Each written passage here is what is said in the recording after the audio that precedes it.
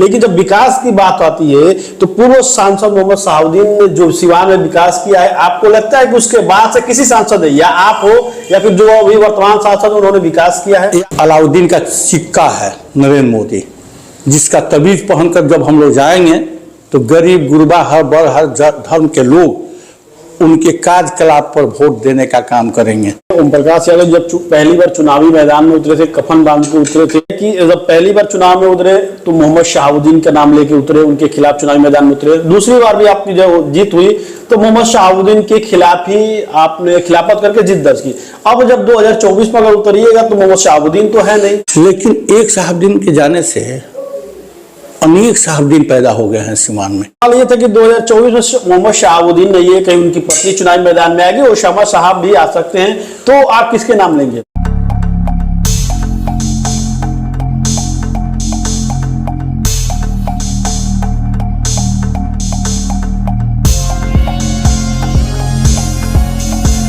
उत्तर बिहार का सबसे बड़ा और सबसे पुराना इलेक्ट्रॉनिक स्टोर सिनेसेस में अपनी पसंद के कोई भी सामान घर ले जाए मात्र 999 के मासिक ब्याज में किस्त पर। त्योहार और लगन के अवसर पर बम्पर ऑफर का लाभ उठाए, 50% का डिस्काउंट के साथ कैशबैक और निश्चित उपहार। अब आपको मिलेंगे एक ही छत के नीचे सभी ब्रांडेड इलेक्ट्रॉनिक्स का भरपूर range, LG, Samsung, Sony, Whirlpool, Godrej, BPL, Bosch, Kent के सभी सामान, इसके साथ ही मोबाइल, लैपटॉप, अलमीरा और वुडन फर्नीचर के सभी रेंज उपलब्ध है। पता है सिनेसेस बुनिया रोड, पुराना किला मोड़। संपर्क करें 06154796734 पर।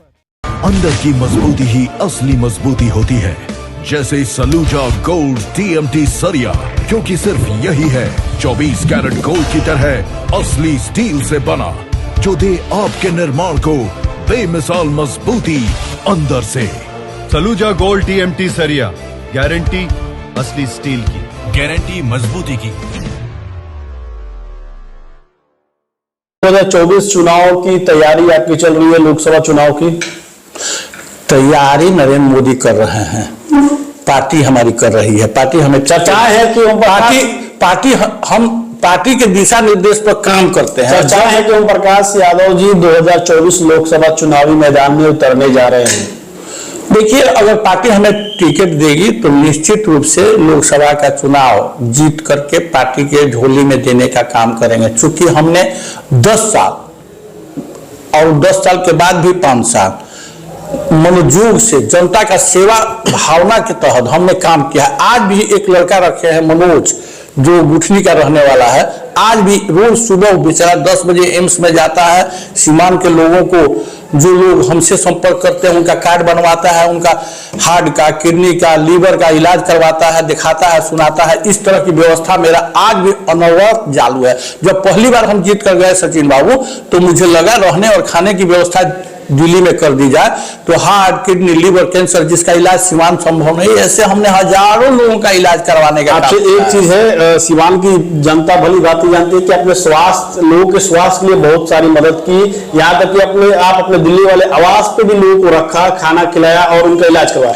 लेकिन जब विकास की बात आती है तो पूर्व सांसद मोहम्मद शहाबुद्दीन ने जो सिवान में विकास किया है, आपको लगता है कि उसके बाद से किसी सांसद है, या आप हो या फिर जो अभी वर्तमान सांसद उन्होंने विकास किया है? याद होगा 1600 करोड़ रुपए की राशि हाजीपुर से छपरा तक 4 लेन की स्वीकृति किसने करवाई?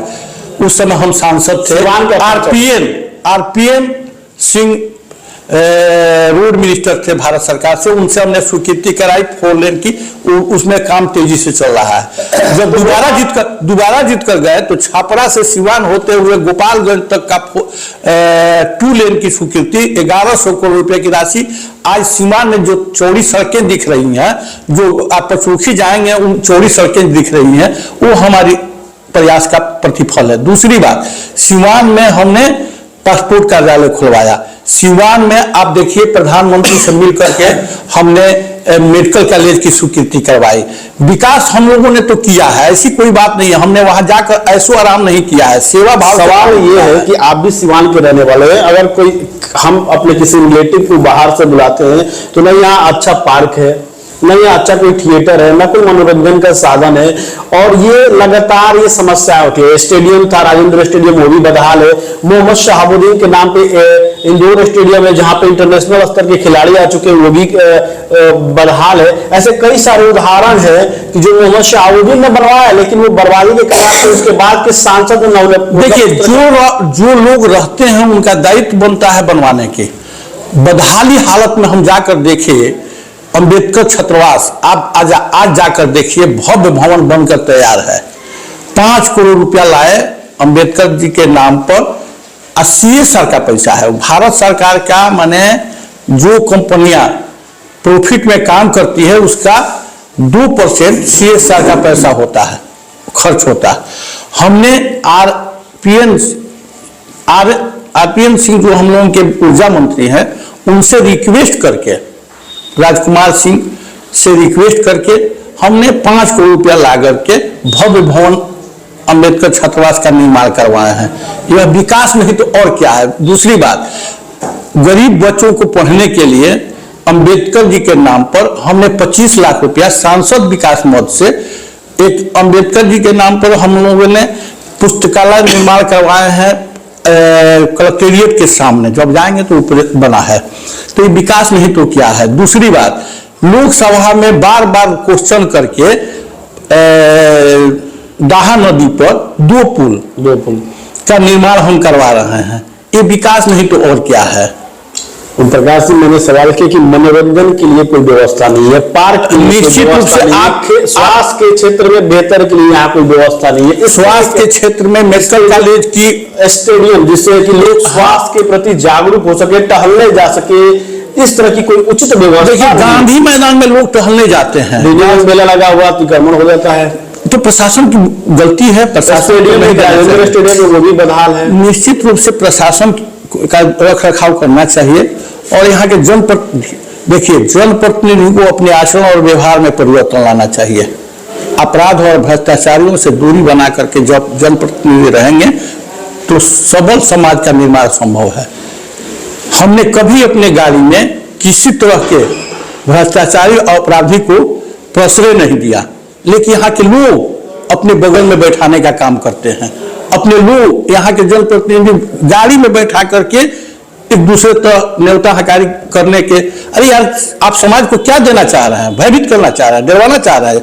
जो मर्डर है, जो भ्रष्टाचारी, ऐसे लोगों से दूरी बना करके जब जनप्रतिनिधि रहेंगे तभी विकास की परिकल्पना की। बहुत सारे प्रत्याशी जो है पूर्व में से पूना पांडे जी, हैना साहब जो पूर्व लोकसभा के प्रत्याशी, वो भी चुनावी मैदान में उतरने का चर्चा है, तो किस तरह से मुकाबला रहेगा? देखिए, लोकतंत्र का महापर्व चुनाव होता है।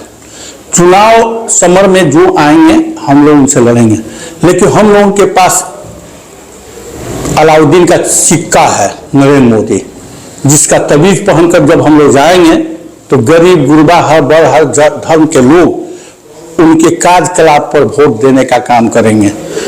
एक सवाल है, आपने बोला कि अलाउद्दीन का चिराग नरेंद्र मोदी है, उनका तावीज पहन के कब तक नरेंद्र मोदी के नाम पे भाजपा वोट मांगेगी? देखिए, नरेंद्र मोदी के नाम पर जब तक सक्रिय रूप से काम कर रहे हैं तब तक तो उनके नाम पर हम लोग चुनाव लड़ेंगे।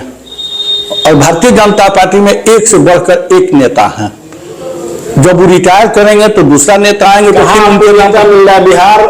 बिहार के लिए कोई आपको चेहरा नहीं मिल रहा है। बिहार के पास हम लोगों ने बिहार की बदहाली को सुधार करने के लिए हम लोगों ने नीतीश कुमार को नेता माना, नहीं तो हम लोगों के पास एक से एक बढ़कर नेता है। सवाल है, पूर्व सांसद आप हैं ओम प्रकाश यादव, जब पहली बार चुनावी मैदान में उतरे थे, कफन बांध के उतरे थे, शायद आपको भी याद है। हाँ। पत्नी भी आपकी जो वो भी हमने तो संकल्प लिया था, कि जब तक अमन चैन शांति राजेंद्र बाबू मौलाना मजहर के सिवान को अपराध मुक्त नहीं करेंगे, अपराधियों का समूह नष्ट नहीं करेंगे, अमन चैन शांति बहाल नहीं करेंगे, तब तक मेरी पत्नी सिंदूर नहीं लगाएगी और मंगलसूत्र नहीं पहनेगी। सवाल मेरा ये है कि जब पहली बार चुनाव में उतरे तो मोहम्मद शहाबुद्दीन का नाम लेके उतरे, उनके खिलाफ चुनावी मैदान में उतरे। दूसरी बार भी आपकी जब जीत हुई तो मोहम्मद शहाबुद्दीन के खिलाफ ही आपने खिलाफत करके जीत दर्ज की।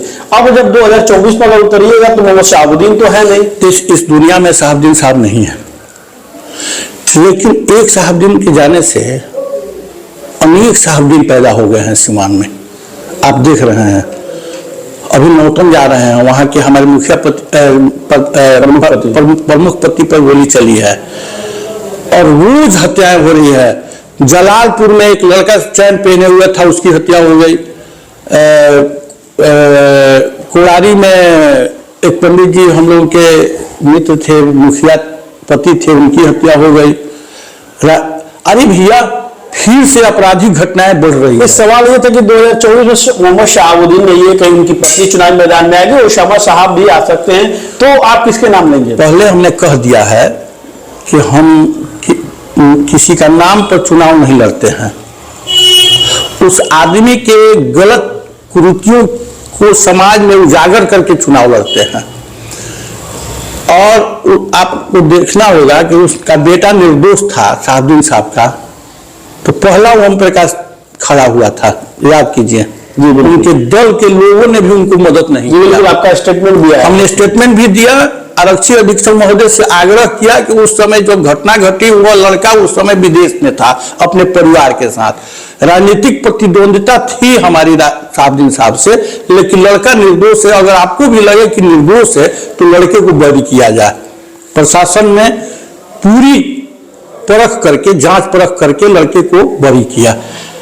हम पूछना चाहते हैं कि आरजेडी के लोग पहल और प्रयास क्यों नहीं किए? तो क्या माना जाए, अब मोहम्मद शहाबुद्दीन का इंतकाल हो चुका है, तो अब उनके परिवार या उनके बेटे के विपक्ष में ओम प्रकाश यादव नहीं? अगर नहीं, विपक्ष अगर लड़का गलत करेगा तो गलत को गलत कहने का साहस ओम प्रकाश में है, अगर सही करेगा तो सही कहने का साहस ओम प्रकाश में है। हमने गलत को गलत और सही को सही कहने का साहस है। लड़का निर्दोष था तो हमने उसको कहा कि निर्दोष है। अगर गलत आचरण व्यवहार करेगा, हर माँ बाप चाहता है कि हमारा बेटा बर्बाद ना हो, गलत काम ना करे, तो हम कहते हैं कि गलत को तो गलत कहना ना पड़ेगा शरीफ लोगों को। नहीं, मैं ये जानना चाह रहा हूं कि 2024 में मोहम्मद शहाबुद्दीन का नाम आएगा या नहीं आएगा? जो भी नेता हैं, जो भी चुनाव लड़ रहे हैं एमपी, उनके पार्टी के लोग, तेजस्वी अपने पिता का नाम भूल जा रहे हैं। उनके पार्टी के लोग उनका पोस्टर बैनर पर नाम नहीं दे रहे हैं। शहाबुद्दीन साहब का, लालू यादव का आपने देखा होगा, तेजस्वी ने चुनाव लड़ा विधानसभा का, उसमें भी लालू यादव का पोस्टर हटा दिए, इसलिए कि लोगों ने कुकृत किया था। लालू जी ने भी कुकृत किया था, शहाबुद्दीन साहब ने भी कुकृत किया था, इसलिए पाला झाड़ करके ऐसे लोगों से दूरी बना करके उस दल के लोग चुनाव लड़ते हैं।